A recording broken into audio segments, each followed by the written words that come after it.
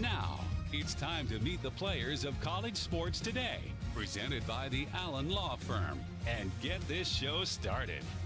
He's a Heisman Trophy winning quarterback, a first-round NFL draft choice, and a member of the College Football Hall of Fame as both a player and coach. He is the head ball coach, Steve Spurrier. He's a rare two-time SEC Player of the Year and spent over a decade in the NFL. Ladies and gentlemen, Shane Matthews. And presenting the host of the show, with over 25 years of sports broadcasting experience, Terry Norvell. Coming to you from the future Home Loan Studio inside Spurrier's Gridiron Grill, it's time for College Sports Today with Spurrier, Matthews, and Norvell. Presented by the Allen Law Firm.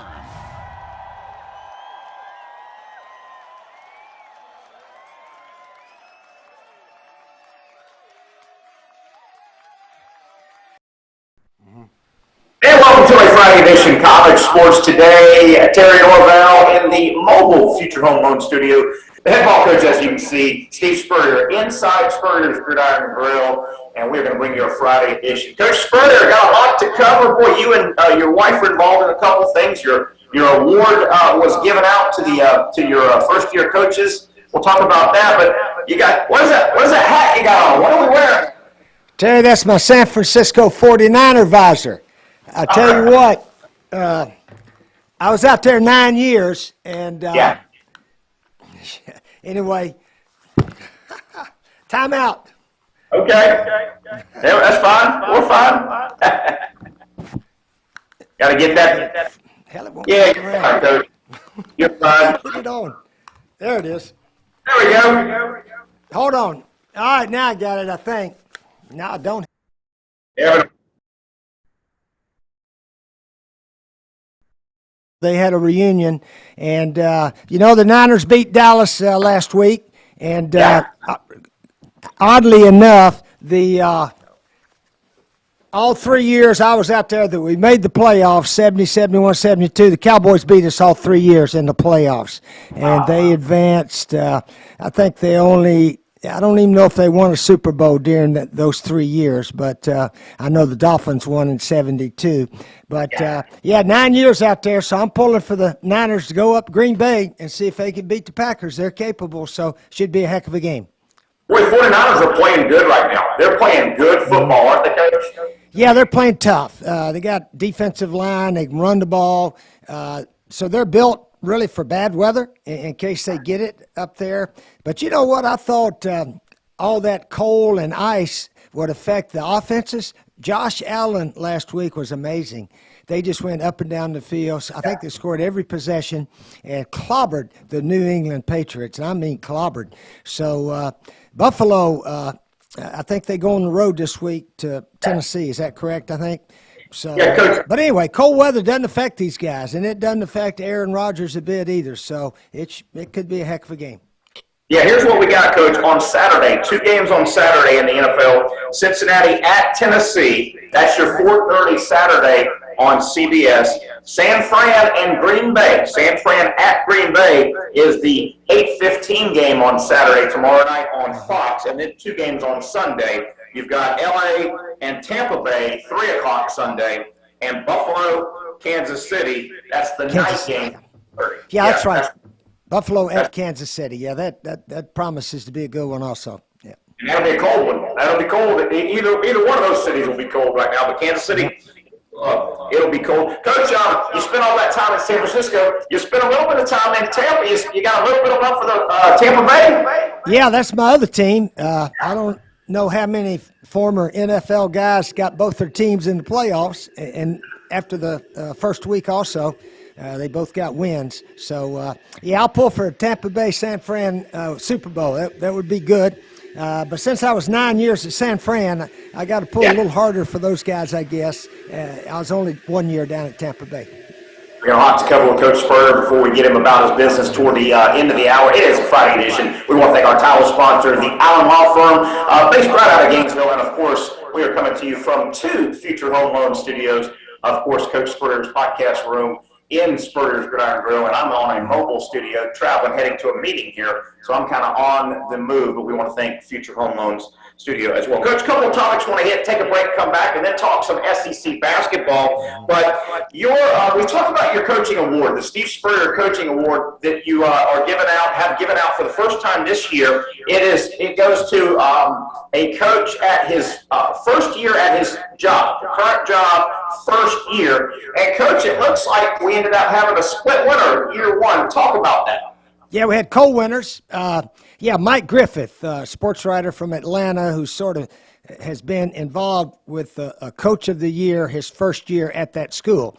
And we didn't mean to have two SEC guys, but let me tell you what, Tennessee was picked, I think, 12th in the SEC, and South Carolina 13th. And Vandy was the only team picked lower than those two.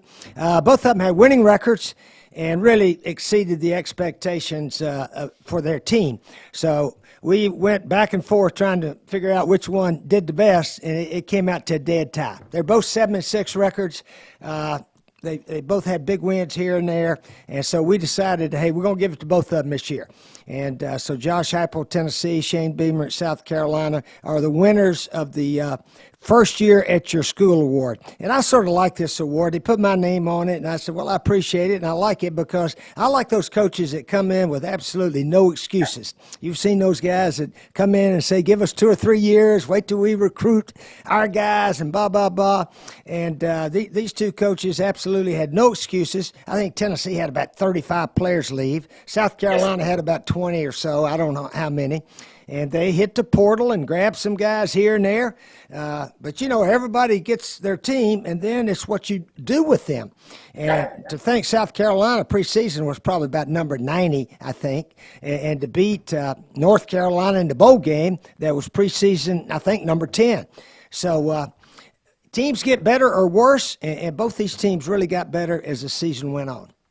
And Coach, I believe there's going to be a big presentation at Spurrier's Gridiron Grill coming up on February 21st. I think both coaches will be in town, and they will be presented actually with the trophies.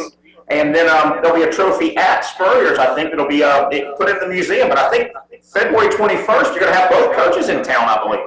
Yeah, that's the plan right now. Certainly their schedule, if they could be here, they'll certainly be here. We think they're both coming, but we'll have to wait and see. But, yeah, we'll have a trophy here. This will be the home base for the Coach of the Year trophy each year.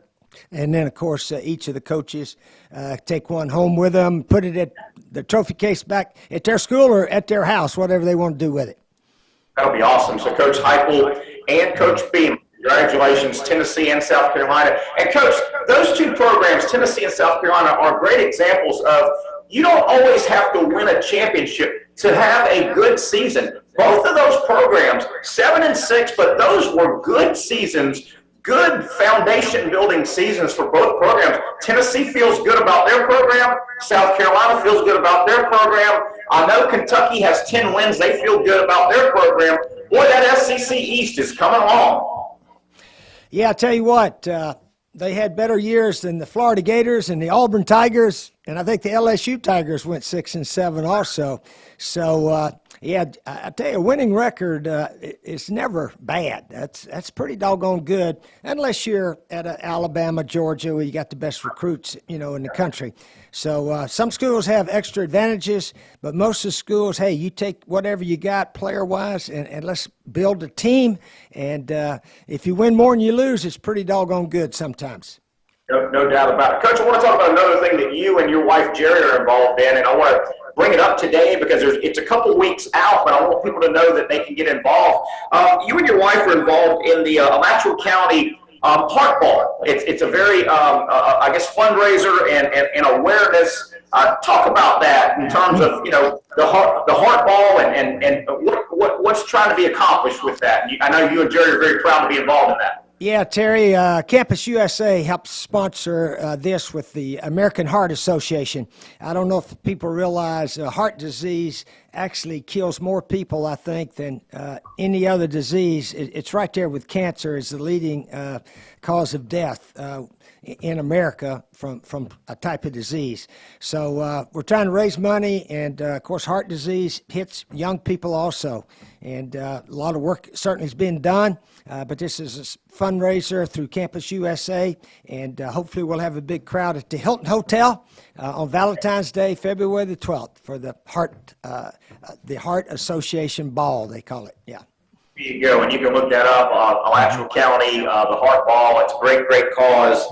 And yeah, boy, I tell you, eating healthy and taking care of yourself, it can pay off down the road. That's another good thing about that restaurant. I love that menu you have. Chef Mark and his staff at your restaurant, Coach. You can eat pretty damn healthy. They've got a lot of healthy options on that menu. Yeah, I think so, Terry. And even our French fries are not real fried. It's a light, very light fry type potato that you get sometimes. But yeah, I really like the menu. Chef Mark's the best.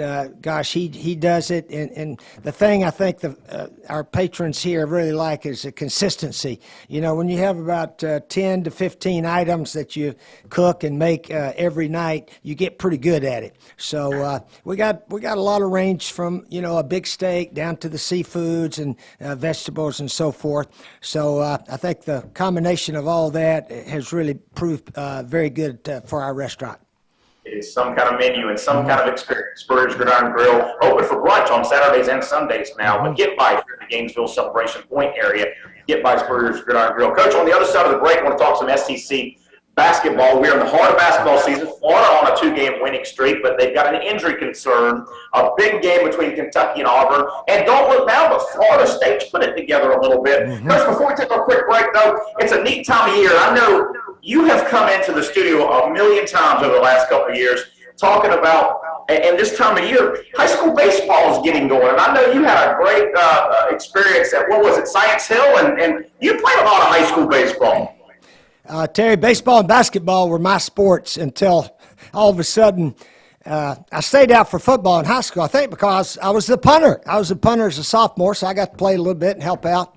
And then my junior year, we actually started throwing the ball a little bit, but not much.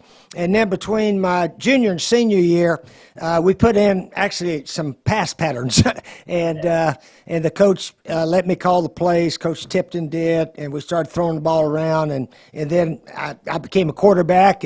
But I still played basketball and baseball. I always encourage high school athletes, don't just stick to one sport. Play a bunch of them. I just think it's beneficial for the young man to play all the sports. And then maybe when high school is over, you'll know what you're best in. Then you can go major in it. And that's what I did when I came to Florida. I sort of gave up the basketball and baseball ideas and tried to concentrate on football. But, yeah, we were very fortunate in baseball, Terry. I don't know how we did it. We look back. I saw a picture the other day of our team my junior year. We won the conference, we won the district, we won the region, and we won the state. So we won everything there was to win. I said, I've never been on a team like that.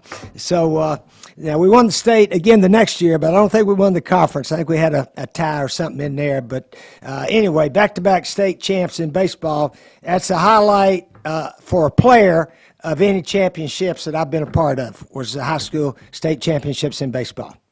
Coach, I remember it was about a year ago. You came into one of our shows before the show, and you brought your state championship baseball. I mean, from back then, you were very proud of that baseball you brought into the studio. Well, I think that one was the region final when we beat Kingsport 5-4 that sent us off to win our first state championship. So I'm more proud of that one where we beat Kingsport because they had clobbered us both times in the regular season, like 13-1, 13-2. And our coach, pretty smart guy, he changed our other guy pitched. Our number one pitcher pitched both times against him and got beat. So we went to Knoxville to play the region. And the other pitcher pitched the first game. That meant I was going to get a shot at Kingsport to pitch against them. So that's still one of my favorite games of all time. We beat them 5-4 and then went on and won the state after that. I know you told that story on the documentary you did, The Believer, with Kenny Chesney. You told that story, and they had some great footage. And that was a good story. Coach, hang tight. Let's take a quick break. Come back. Let's talk some basketball on the other side. Yeah, let's do it. College basketball really heating up, and Florida, a nice performance for the Gators the other night with an injury. We'll talk about that and a whole lot of basketball on the other side. Playing football for 15 years taught me many important things we still use every day fighting for our clients. Things like hard work, toughness, persistence, tenacity. Football taught me when you really want something, you got to be relentless and fight for it every day, not just sometimes. Winning consistently isn't easy. You got to be willing to put in the work and do hard things. I've never taken the easy road, and that's made all the difference in my life. Let me show you what having football tough lawyers can do for you.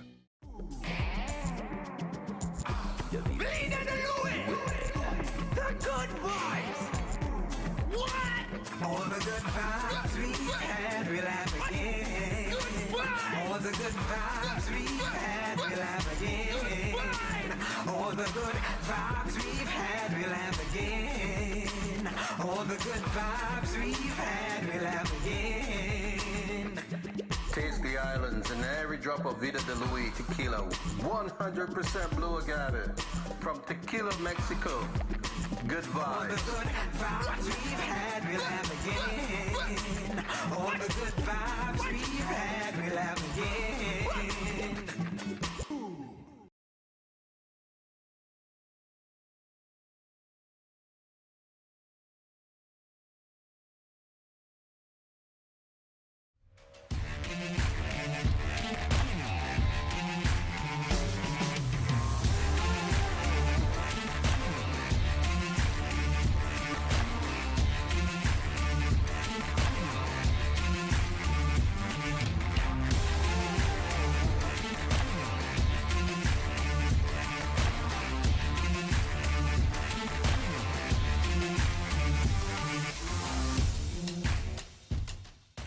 It's time to thank the sponsors that make College Sports Today with Spurrier, Matthews, and Norvell possible. Vida de Luis Tequila, the official tequila of College Sports Today. Make sure you ask for Vida de Luis Tequila by name in your favorite bars and restaurants throughout the state of Florida. And of course, with your next margarita inside Spurrier's Gridiron Grill. Safe Harbor Seafood Mayport, Safe Harbor Seafood Crescent Beach, and Sliders Oyster Bar Neptune Beach. The official seafood restaurants of College Sports Today with Spurrier, Matthews, and Norvell can be found up and down the Northeast Florida coast. Safe Harbor Seafood Mayport, Safe Harbor Seafood Crescent Beach, and Sliders Oyster Bar Neptune Beach. The proud seafood sponsors of College Sports Today with Spurrier, Matthews, and Norvell. J.B. Coxwell Contracting, established in 1983 and offering complete site development. Go with the company generally considered the most well-respected heavy civil construction firm in Northeast Florida. Go with J.B. Coxwell Construction. For advertising information to get your business on College Sports Today with Spurrier, Matthews, and Norvell, simply shoot me an email, tnsportsjacks@yahoo.com. Again, shoot me, Terry Norvell, an email, and I'll get back with you. That email address again, tnsportsjacks@yahoo.com. The Florida Gator basketball team had a nice outing as we welcome you back to College Sports Today. Coach Steve Spurrier in Spurrier's Gridiron Grill. I'm Terry Norvell in the Future Home Loan Studios on the road. Coach, let's start talking a little basketball here while we got you a few more minutes, SEC style mostly. Nice win for the Gators, shorthanded. Castleton, we don't know what's going on. He's got an injured shoulder to some degree, and it didn't look good the first half. Mississippi State had a solid lead. I think they built it to 10 at one point. It was 6 at the half. Florida had a hell of a second half. The Gators played well shorthanded. Yeah, we've proven we can play well. And if we're shooting pretty good, I think obviously we can play with anybody. But hopefully Castleton will be ready to go. He's our big guy, so we definitely need him in there. Yeah, that's a tough if he's out for an extended period of time, it's a tough blow for Florida. But, Coach, I peeked ahead at the schedule. Right now, Florida's got about 7 games where they don't face that. It's a nice point of the schedule right now. They have Vanderbilt tomorrow. They've squeezed in that Ole Miss game on Monday. That game, remember, was canceled due to COVID. It was the opener. late December. It was the SEC opener got canceled or postponed. So Florida's got 3 games in the next, 5 or 6 days, but the schedule's really nice. They don't mess with Auburn. They don't mess with Kentucky. They don't mess with LSU, any of those guys, for the next 7 games. So Florida, if they can weather the Castleton injury, the Gators could put a little streak together here. Yeah, it'd be good. It would be good. Obviously, we were playing extremely well early and then had a little slump or whatever, and it seems like now we're back. But, basketball's a long season, and you look at some of Billy Donovan's teams. I'll tell you what, those national champ teams, they got hot when the tournament started. I'm not sure how many of them won the regular season conference. Do you know of those 2 national champ teams? I think one, because Tennessee, those Donovan teams had trouble beating Tennessee in the regular season. That Bruce Pearl group was talented, but you're right. I don't think they won it both years. Yeah. So basketball and really NFL now. I heard Brady say, "Hey, now that the playoffs have started, this is when you got to play your best." And so it's you can have a bad game or two, during the regular season, but when the playoffs to end of the season, that's when you got to get better. There's that old saying, teams get better or worse. You don't stay the same, so you better be trying to get better all the way through. It's the only chance you got.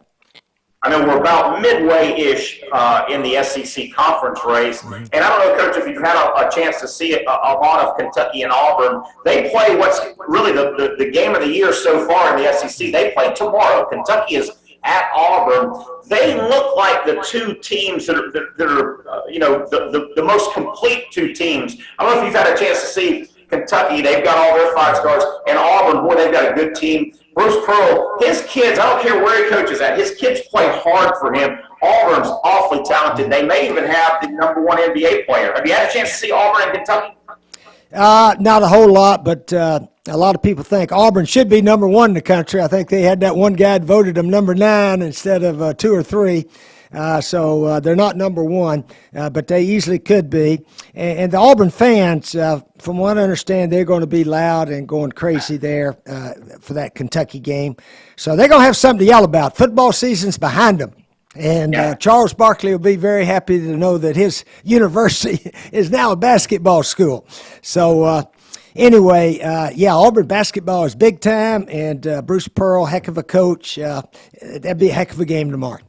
Yeah, that's the big game in the SEC. 1 o'clock CBS, Kentucky at Auburn, really for first place, but there's a long way to go. That's really the national game too. That's really the big game this weekend. Auburn was going to be good anyway. They brought back a core that they were going to be good, and they picked up that 7-footer Walker Kessler from North Carolina. He was a nice player at North Carolina, a 5-star. So he's come over to Auburn. He's a big 7-foot shot blocking, really nice player. It's going to be a hell of a game tomorrow. Nationally, in college basketball, it looks a lot like college football. It looks, again, the 2 best teams really look like Baylor and Gonzaga. Obviously, they played for the championship last year. Baylor, Coach, actually got to #1, and they set a record. Not a good record. They lost 2 games in a week. First time an AP team has ever lost 2 in a week after #1. I watched Baylor and Gonzaga. Coach, they look a little bored right now. I think they know they're really good, but they played in the championship last year. They might be the 2 best teams again this year. Mm-hmm. Yeah, as a coach, it's a long season, and you try to play the best you can every game, of course. And you try to win every game. But when you play, how many regular season games they play? 35 or 40? I'm not sure. You want to try to peak towards the end if you can. Get ready for your conference tournament, and then go into the final 68 teams, really peaking to play the best you could all year. So I don't think those guys worry too much about who's #1 right now. Obviously, they'd love to stay there, but it's a long season, and a game or 2 here or there. I know you're trying to win, but if you don't, it's not going to hurt you that much. Coach, I want to throw some stats out. Earlier midweek, Kentucky played Texas A&M, and it was a big game. Kentucky ended up winning the game by 6 points. It was at Texas A&M, and they're pretty good. Texas A&M's got a pretty good basketball team. Coach, Texas A&M had some of the worst shooting numbers I've ever seen. Here's Texas A&M shooting. I think it was Wednesday night when they lost to Kentucky at home. Texas A&M from the free throw line, they were 5 of 13. That's 38%. So they didn't go there a lot. They only made 5 of 13 free throws. Coach, they were 1 for 22 behind the three-point line was Texas A&M. 4.5%. I mean, and they only lost by 6? And they only lost by 6. Kentucky made 18 free throws. A&M only made 5. That was the difference. Coach, they shot 4.5%, 1 for 22 at home behind the three-point line, and only lost by 6 to Kentucky. They must have got a lot of rebounds, offensive rebounds, and fire it out and shoot again. But, yeah, that's pretty hard shooting with that percentage right there, certainly. Yeah, and you mentioned basketball being a long season. You know, Florida, for the first time in 7 or 8 years, beat Florida State in basketball. You know, Miller Hamilton has had a nice 5-year run where FSU's been really good. Well, FSU kind of got a slow start. I think they're kind of putting their roster together. Don't look now, but FSU, if they beat Miami tomorrow, they've already beat Miami once, and they beat Duke earlier this week. FSU, with a win tomorrow, is first place in the ACC. That talks to what you mentioned a moment ago. Basketball is a long season. It's you know, once March comes around, Coach, these games that were played in November, they seem like a whole different season ago. Yeah, I tell you what, Terry, thank goodness for basketball. FSU and Miami's got a pretty good basketball team, don't they? Didn't they beat Duke this year? I think up there, it seems like.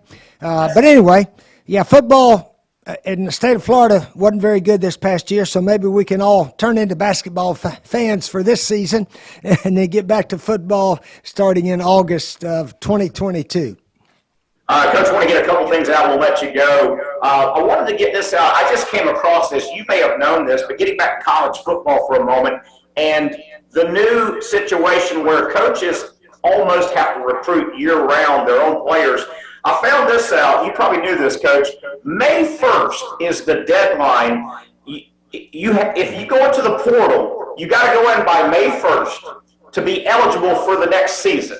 So what that means is, and that makes sense because it gets you through spring football and you want to know what your roster is. But, Coach, that means the end of the season, January, February, March, April, May, you as a coach today in college football, you've got 5 months that you've got to hold your breath that your own player doesn't leave, and he could play next year.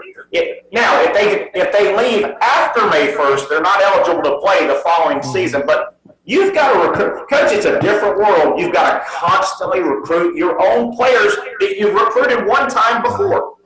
Yeah, that means after spring practice, if Yes. the kid says, you know what, I don't think I'm going to play all that much, I better go transfer. So, yeah, they could leave, like you said, before May the 1st. So, yeah, it's different. It really is. I wish we had some little different rules. It would really help all the coaches, I think. There's no contracts. You know, the NFL has free agency, but they have contracts. You sign a 2 or 3 year or even a 1 year contract. You got to live up to that. Then you're free to go. And I'm not so sure these guys in college maybe ought to have 2 year contract, and after 2 years you're free to go or something like that. But we're free to go just about any time now. Mm-hmm. Yeah, I'll tell you, the job description for a college football coach in particular. But they pay real good now, Terry. Got to remember that. So there's thousands of coaches waiting in line to go be a college coach. I can assure you that. And they would be happy to recruit year-round. It's just different. They're happy to do it. Mm-hmm. It is different. Sometimes we fear change, and we don't have to. Hopefully, you know, pro sports went through all this. You know, pro sports for the longest time, there wasn't free agency. You know, baseball with Curt Flood in the early 70s and football, there used to not be free agency. So pro sports has weathered free agency. Hopefully, college sports will do it as well. Coach, we're going to let you get out of here. Anything we're missing? Anything we need to get out?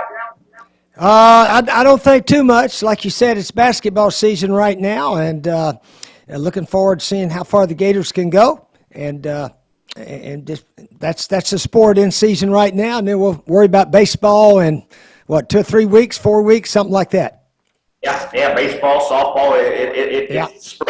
Spring sports are ready to kick off across. And of course, the NFL. I think we're going to have some good games this week. We had some sorry playoff games last week. I think they're going to get better this week. Yeah, I hope so. I think about 5 of the 6 games last week were kind of duds. Blowouts, yeah. But yeah, we got 2 games Saturday, 2 games Sunday. Next weekend, we'll have the conference championships, and then Super Bowl will be here before we know it. Coach, thanks so much.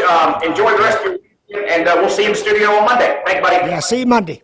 All right. That's head coach Steve Spurrier. We'll come back. We'll put a wrap on a Friday edition of College Sports Today. Playing football for 15 years taught me many important things we still use every day fighting for our clients. Things like hard work, toughness, persistence, tenacity. Football taught me when you really want something, you got to be relentless and fight for it every day, not just sometimes. Winning consistently isn't easy. You got to be willing to put in the work and do hard things.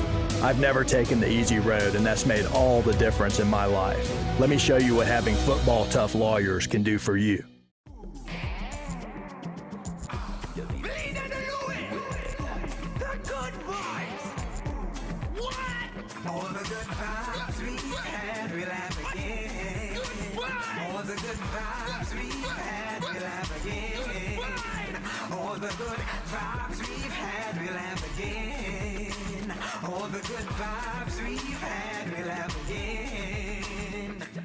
Taste the islands and every drop of Vida de Luis tequila.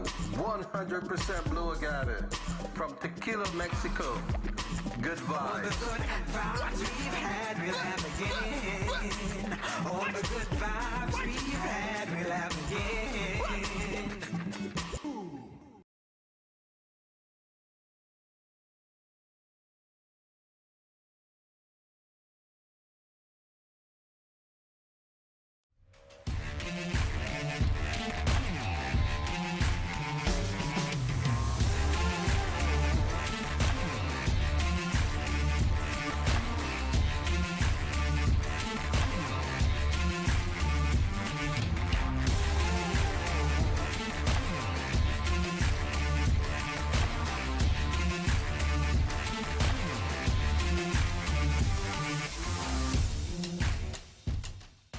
It's time to thank the sponsors that make College Sports Today with Spurrier, Matthews, and Norvell possible. Vida de Luis Tequila, the official tequila of College Sports Today. Make sure you ask for Vida de Luis Tequila by name in your favorite bars and restaurants throughout the state of Florida, and of course, with your next margarita inside Spurrier's Gridiron Grill. Safe Harbor Seafood Mayport, Safe Harbor Seafood Crescent Beach, and Sliders Oyster Bar Neptune Beach. The official seafood restaurants of College Sports Today with Spurrier, Matthews, and Norvell can be found up and down the Northeast Florida coast. Safe Harbor Seafood Mayport, Safe Harbor Seafood Crescent Beach, and Sliders Oyster Bar Neptune Beach. The proud seafood sponsors of College Sports Today with Spurrier, Matthews, and Norvell. J.B. Coxwell Contracting, established in 1983 and offering complete site development. Go with the company generally considered the most well-respected heavy civil construction firm in Northeast Florida. Go with J.B. Coxwell Construction. For advertising information to get your business on College Sports Today with Spurrier, Matthews, and Norvell, simply shoot me an email, tnsportsjacks@yahoo.com. Again, shoot me, Terry Norvell, an email, and I'll get back with you. That email address again, tnsportsjacks@yahoo.com. Boy, I love the head ball coach. Appreciate Coach Spurrier, as always, as he's been with our show, College Sports Today, now for 2 years. He brings great insight and tells great stories. He is off about his business this weekend. Coach will be back, and we will unite together on Monday for the Monday edition of College Sports Today. But let's put a wrap on this Friday edition. A couple news and notes I want to get out before we get out of here for the weekend. What looks like in our part of North Florida anyway. It looks a little blustery and cold coming up here for the next several days, and a good reason to have a bunch of football and basketball on to watch. A couple of news and notes and nuggets I want to get out here before we shut it down on a Friday.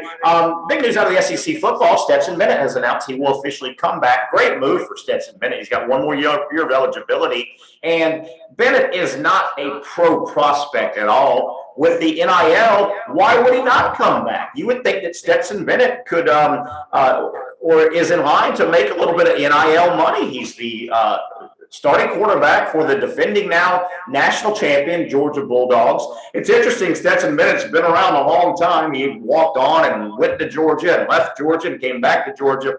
By October of next year, mid-season next year, Stetson Bennett will be 24 years old, but good for him.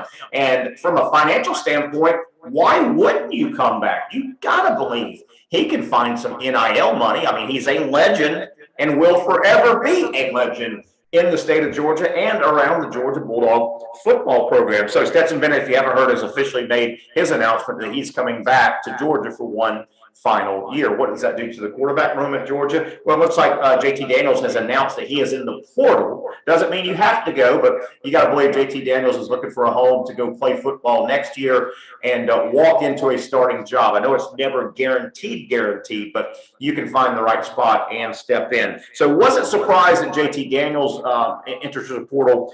Was surprised, now I don't know any backstory, that Jermaine Burton, the wide receiver for Georgia, has put his name in the portal and is shopping his wares. I thought Burton was kind of in line to be maybe that next stretch the field guy. Pickens is gone from Georgia, and there's a couple guys. Blaylock will come back hopefully from his injury, but man, I thought Burton had kind of served his time as the number 3, number 4 receiver. I thought Burton was maybe ready to have a breakout year. Again, he doesn't have to leave Georgia. He's in the portal. That one surprised me a little bit. So Georgia and the Dogs obviously have a lot of attrition. I mean, they have had a lot of guys leave early for the NFL.